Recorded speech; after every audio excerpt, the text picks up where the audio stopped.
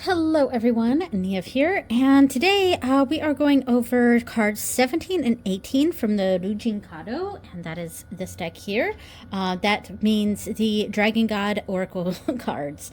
I was hoping to do 3 cards this month, and I will be doing another card by the end of the month. It's just that this video is coming out before I get to that card, so that's going to have to move. Card number 19 is going to have to move to the next month. All right, so let's start off with card number 17.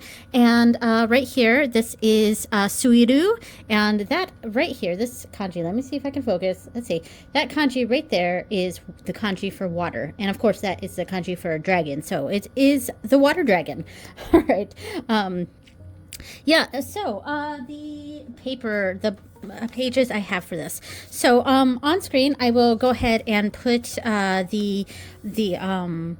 the information about the Dragon God and the message from the Dragon God, along with what we can associate the body, food, item, and place. So that is on the screen for you right there.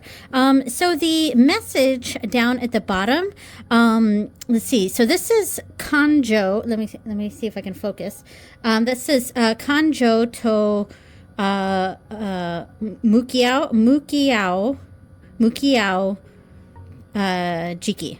Jiki means time. So, Kanjo means feelings, and the Mukiao means to face. So it's time to face your feelings, which makes sense for a water dragon. So, So that, here's the page for the translations. Oh, it's not focused. There we go. The page for the translations. And then we go into the tarot cards that I've associated with this card here. So, it being the water dragon, I associate the Ace of Cups and the moon with this card. So that makes most sense. And these just fit right in place.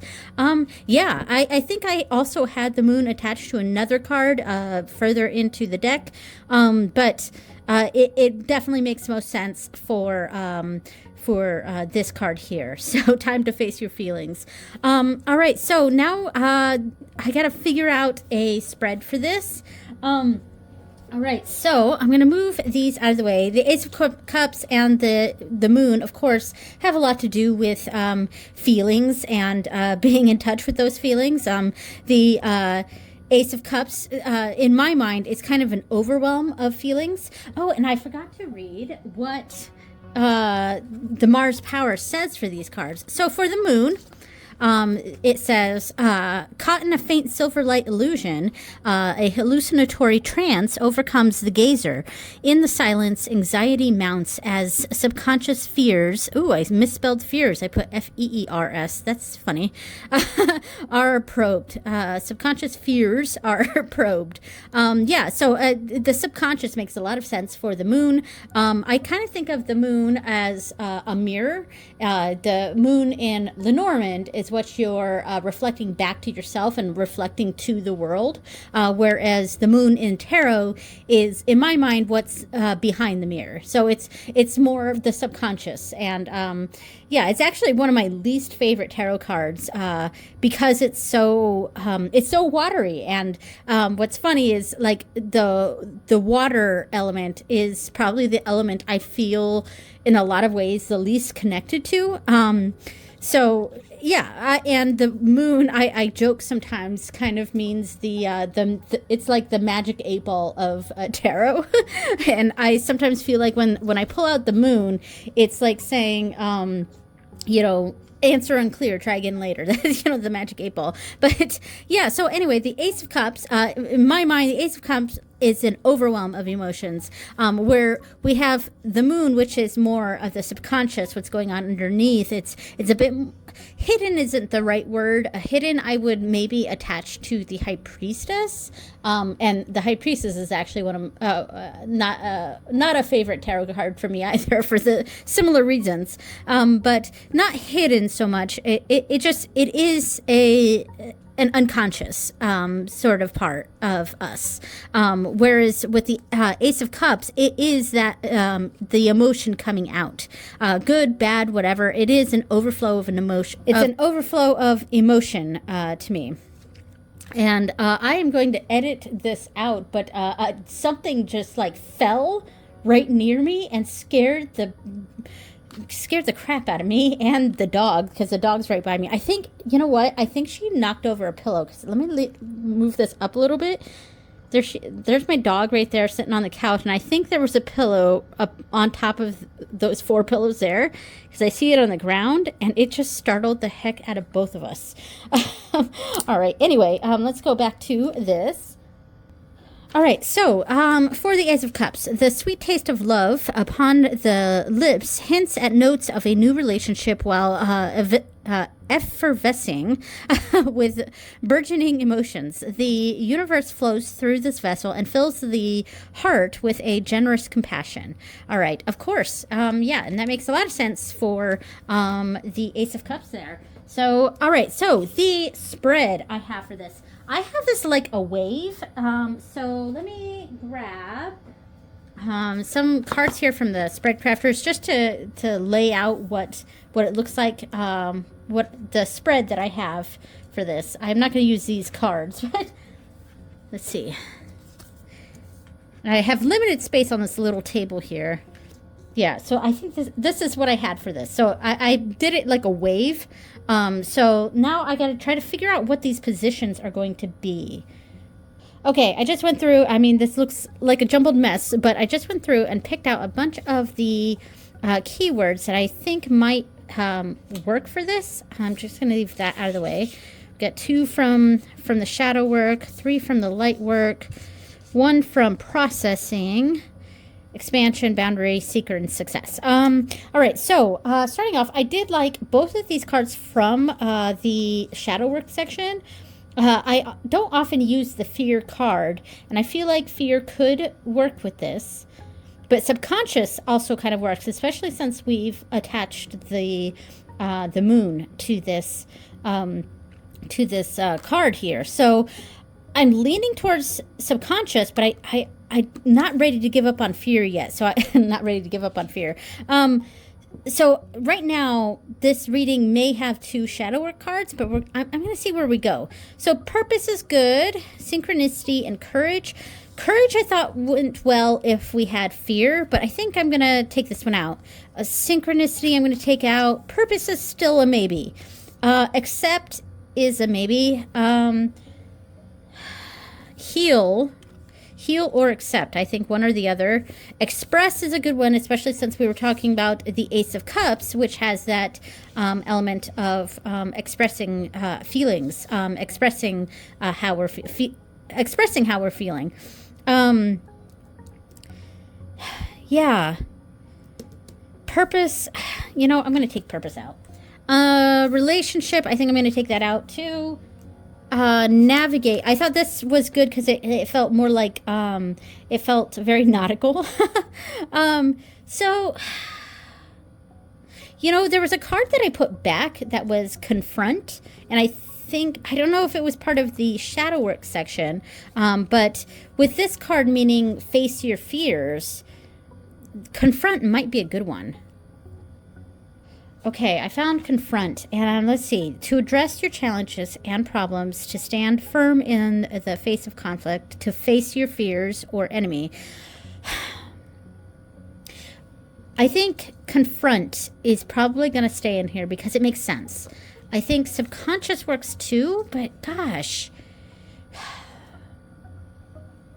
Navigate, heal, might be a good last card. All right, I think I'm going to take accept out. So, card 1. Maybe we start off with what the fear is. You know, confronting the fear, saying what's in the subconscious, and then heal. This could be a very healing reading. I think I'll take out navigate and express, I think. Okay, I just switched things up a little bit.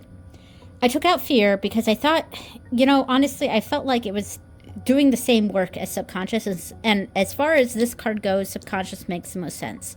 So what ideas, thoughts, or feelings are hiding from your subconscious awareness right now, from your conscious awareness right now? What are the unknown narratives and beliefs that are driving the way you see yourself and the world? What is emerging within you? What needs to be seen? What needs to be seen? How you can confront that, navigate your feelings, and then ultimately come to a place of healing. So I think this works. All right, so we've got the spread. So I'm gonna lay some cards down here real quick. It probably won't be an in-depth reading, just like kind of a quick, like just general reading how I might read this.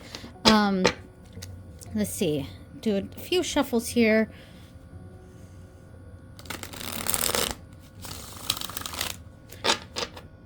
All right, so let's see. And this isn't for anyone specific, but if it does resonate for you, then great.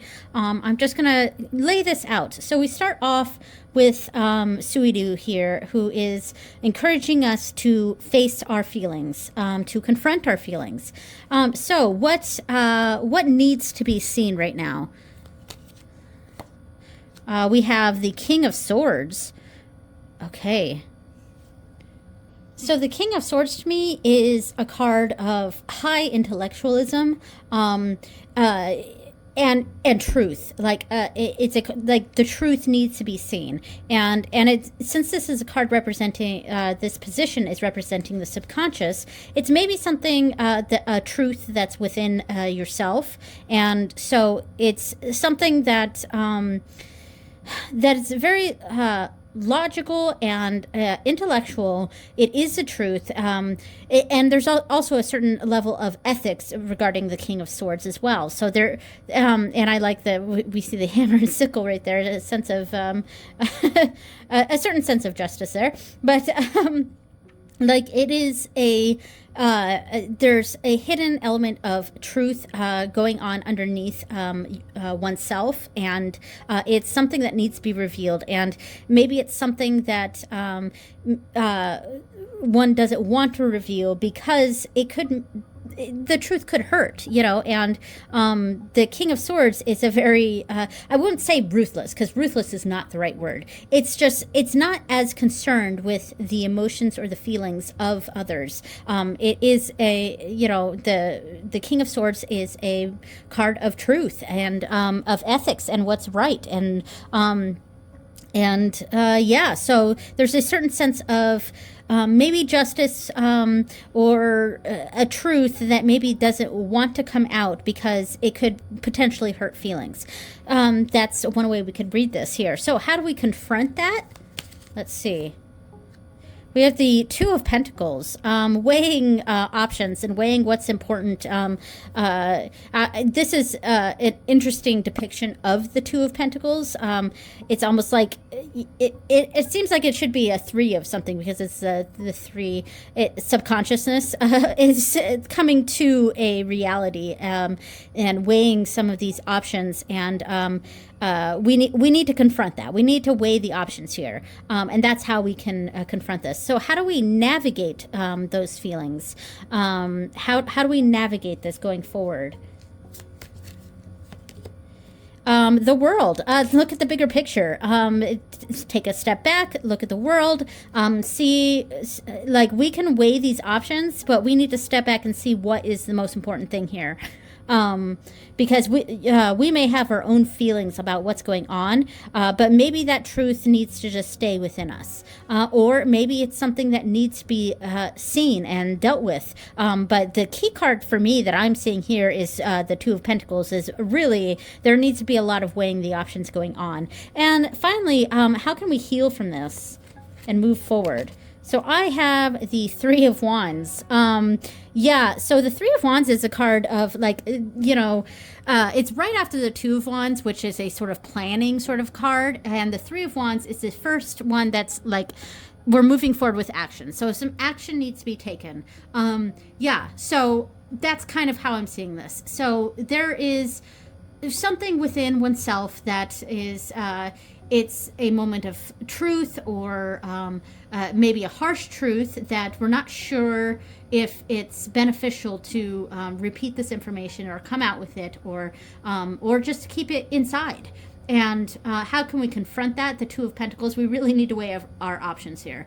We really need to weigh the good and bad and take the bigger picture in mind here. That's how we navigate. Because even if this is true, maybe the big picture answer is to not bring it up and to just, to pick your battles, but then on the flip side of things, again, with the Two of Pentacles here, weighing those options, the bigger picture may be that, sure, some people may be getting hurt, but the truth is the truth, and that needs to be revealed. I think it depends on the situation. Of course, this is a very general reading, and I almost feel like this particular reading is providing more questions than answers. but the end and the healing card here, the action here, is that an action needs to be taken. So yeah. All right, so that is the reading for Suiru. All right, so the next card here is card number 18, and let me see if I can get it close, and hopefully it's focused. So this is Ryuu. I have the hardest time with the R's. Ryuu. I'm already messing up. Ryuu. Especially the RY sound in Japanese, I really have a difficult time saying it. So this means wheel dragon or ring dragon. So take a shot in the dark and of which tarot card I paired with this, especially meaning since it means whirl or wheel. And I almost said world because world was the other card that I pulled out there. But so here is the pages that I decorated for this. I kind of stuck in the things a little crooked. It's okay. So I will go ahead and put on screen the information about this dragon god and the message from the dragon god, along with the associated body, food, item, and place. And all right, so the message here at the bottom, so this part here, these two kanji, I'm not sure if we can see this here, but there's a glare right above. I'm in our family room, not my ritual room. So this means kansei-shita, which means completed. And then monogoto means everything. Monogoto ga, and this is shido. Yeah, shido suru toki. Toki means when, but shido, because this kanji here, this one right there, not sure if you can see, that means to start. Or yeah, it means start. And I usually see this with the pronunciation or the way it's said as haji, hajime, yeah, things like that. But combined with this kanji, it's shido. So we've got completed. Everything complete. When everything is completed, we can start. Basically, that's essentially what it means. So it's kind of like, it really exemplifies that wheel energy. And in fact, I only have one card for this, and it is the Wheel of Fortune. I think I initially had another card. I think I also had the world connected to this card, which could still fit as a secondary meaning. And maybe at some point I might print off the world and have that there as well. But obviously the Wheel of Fortune made the most sense for this. And let me pull out the card there. Here it is. I'm not as thrilled with this depiction of the Wheel of Fortune because it makes me think of the Hangman, So I'm not in love with this particular depiction of it, but I do like that this person here is made up of all the other cards in the deck. Like, these are all the other cards. So I find that very interesting. So what does the Mars Power say about the wheel? What's in the cards? What's in the cards for you? Will it be wealth and power, or perhaps just destitution? Love and loss aren't off the table either. Your place is temporary. Your life unpredictable. Only I, Kismet of the stars, knows what's next. Good luck. So I thought that made a lot of sense, but the world did also make a lot of sense for this particular understanding of the card, because it was the world is also a card of completion. In fact, I could pull out the world, because maybe I will add it as a secondary meaning. I have already used the world in... I'm not in frame here. Sorry. I have already used the world for one of the cards, but that's okay. So I may use this one too, because it's kind of got a similar understanding for both. So the message down here at the bottom was like, when things are completed, it's now time to start. You know, so when the wheel is completed, you start again. So that's where the Wheel of Fortune makes sense for me. And the world made sense because it is a card of completion and starting fresh again. So it's a similar meaning, but I think mostly it's a Wheel of Fortune that makes sense for this. So the spread that I designed for this is a wheel going around the center card here. So let me move these out of the way. And yeah, I mean, I'll lay this like this. So I'll put these on here upside down, but like I had this card, this like clockwise wheel around the center card like that. I know we're a little bit out of frame. I could like zoom this out a little bit, but yeah, I'm sitting on my knees here at this little table. Anyway, so let's figure something out for this. So all right, okay, so I pulled out some cards here. I am gonna zoom this out a little bit. All right, yeah, so I picked for the first card worldview.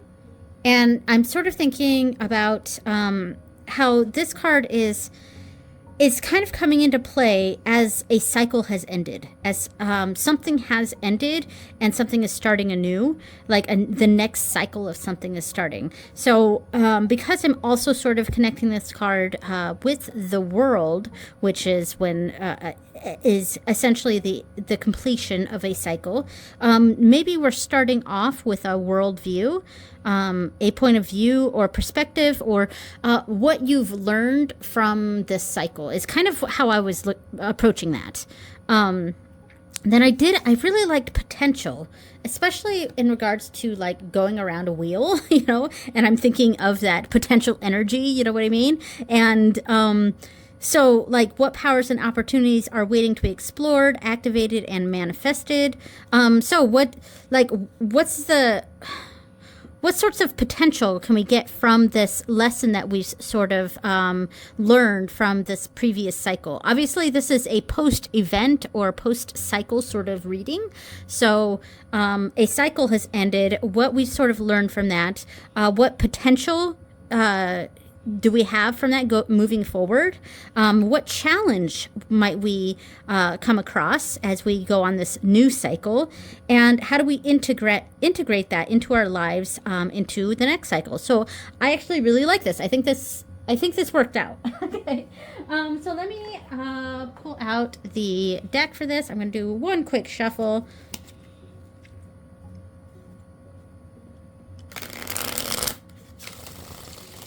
Woo! This deck gets a little slippy sometimes. All right, so hopefully I don't have any cards upside down, but I might. It's fine. All right, so we start off, and again, this is not a reading for anyone specific. It's just a general reading. If it resonates for you, then great. Yeah. Ooh, I'm really terrible at overhand shuffling.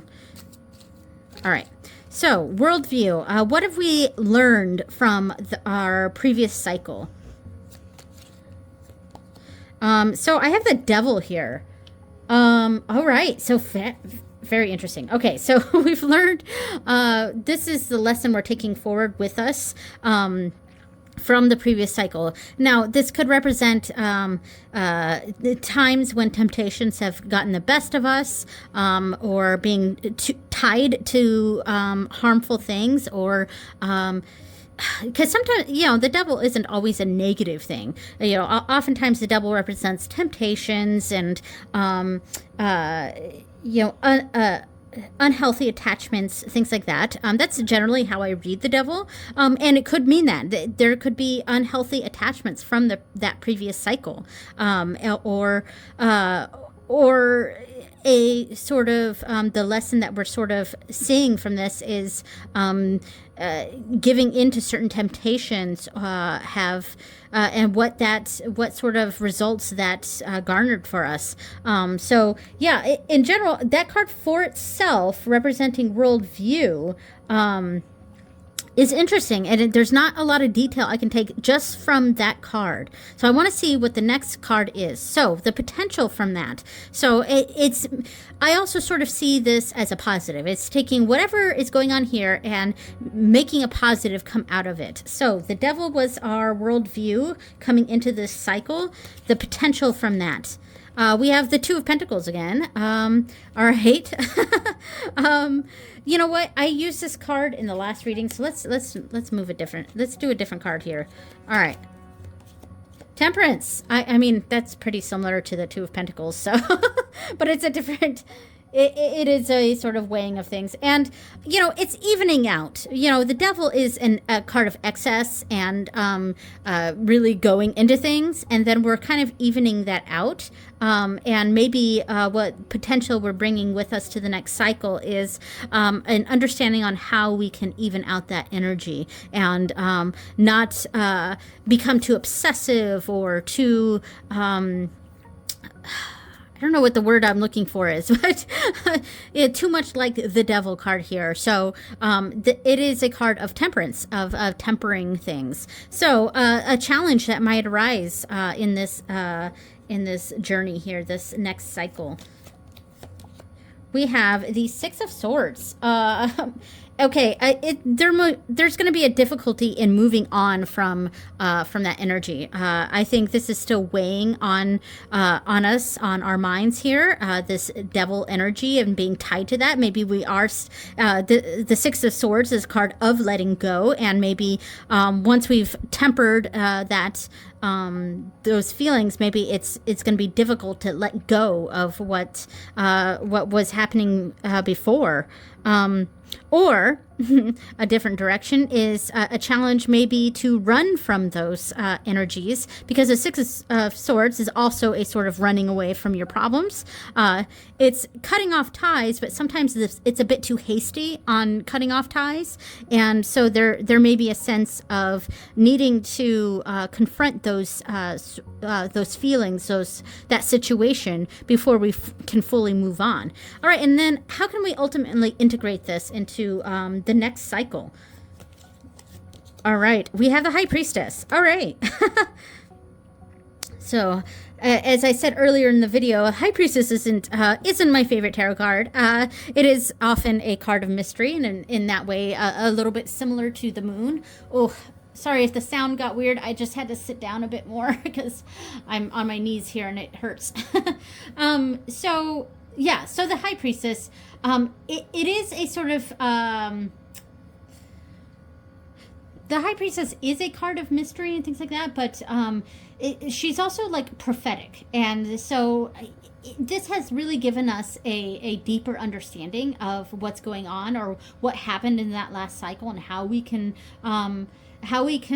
temper it and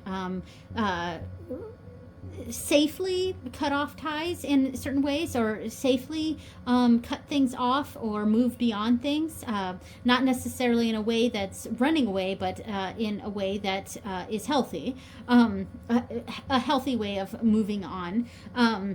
And the High Priestess, she's kind of got this deeper understanding. And there has been a deeper understanding of what's going on here, and especially if we confront what's been going on, we can have a more deeper understanding of where to go from there. And so the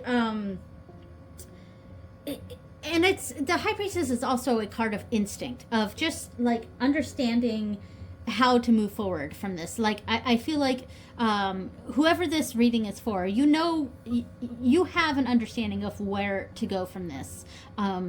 You've completed that last cycle. We have this baggage a little bit from that previous cycle. There's a sense of tempering it and not necessarily running away, but being able to healthily confront certain things, and so you can move on in a more healthy way. And then finally, being able to really integrate that deeper understanding into the next cycle. All right, so there we go. That is the reading for Rinru, which is the wheel dragon.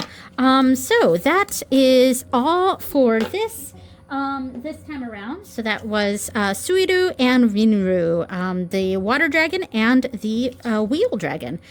Thank you so much for watching, everyone, and I will see you next time. Bye!